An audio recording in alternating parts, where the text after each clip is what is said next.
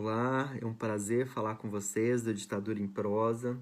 Meu nome é Diego Omar, eu sou professor do curso de História da Universidade do Estado do Amazonas e já faz um tempo que eu venho me dedicando ao estudo do cristianismo no Brasil e na América Latina, e um dos temas sobre os quais eu tenho escrito e tenho me dedicado é a pensar um pouco a relação entre igreja e ditadura, né? Ou entre igrejas e ditaduras, cristianismos e ditaduras.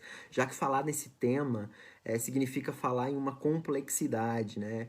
De linhas, de atores, de tendências que estão dentro dessas igrejas, do cristianismo na América Latina, que é um cristianismo muito plural, né?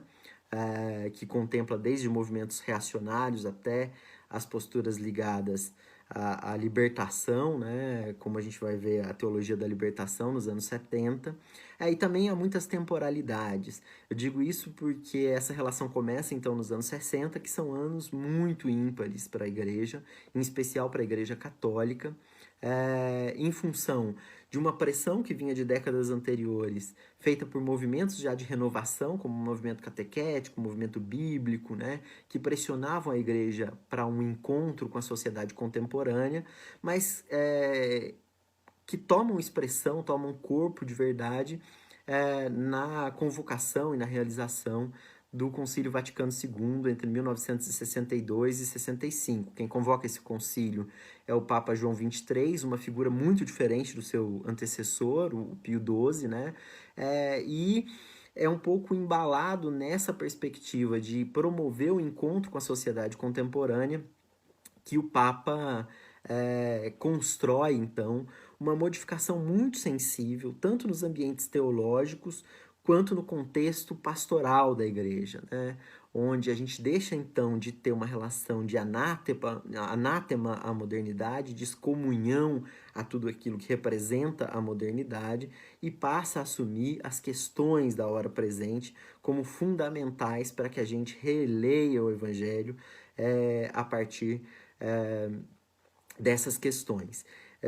Os bispos brasileiros vão se tornar progressivamente ativos no concílio, né? Chegam um pouco desarticulados, mas a própria temporalidade do concílio converge no Brasil com a deflagração e com os primeiros anos da ditadura, de modo que entre 64 e 65 os bispos que voltam de Roma para suas dioceses encontram um panorama político nacional bastante modificado, ao qual a igreja vai ter que dar uma resposta.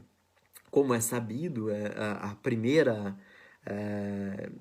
reação da igreja é de aprovação, aquilo que eles viam como uma saída não democrática para o perigo comunista, mas rapidamente também, questão de alguns anos, a igreja vai rever esse posicionamento por uma série de problemas que começam a surgir.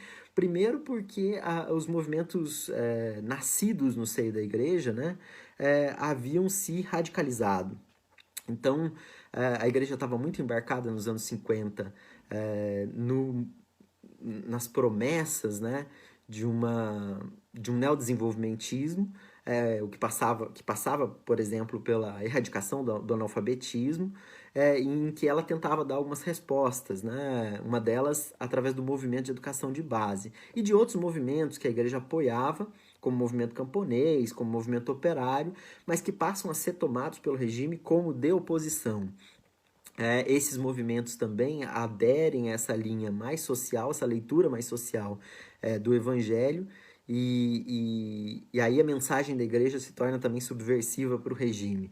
Segundo, porque a repressão começa a chegar aos membros do clero, não só aos assessores leigos, que atuam nesses movimentos, mas ao clero e inclusive à hierarquia, aos bispos, né? Vários bispos vão sofrer reprimendas, às vezes até a violência do regime. E isso amplia muito o clima de mal-estar.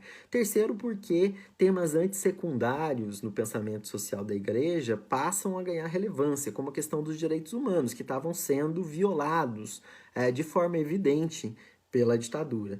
Então, tudo isso faz com que a igreja reveja seus posicionamentos e em questão de alguns anos se torne o principal guarda-chuva das lutas de resistência contra a ditadura, ou pelo menos das lutas democráticas de resistência contra a ditadura, já que a igreja nunca dialogou muito bem no Brasil com a questão da luta armada.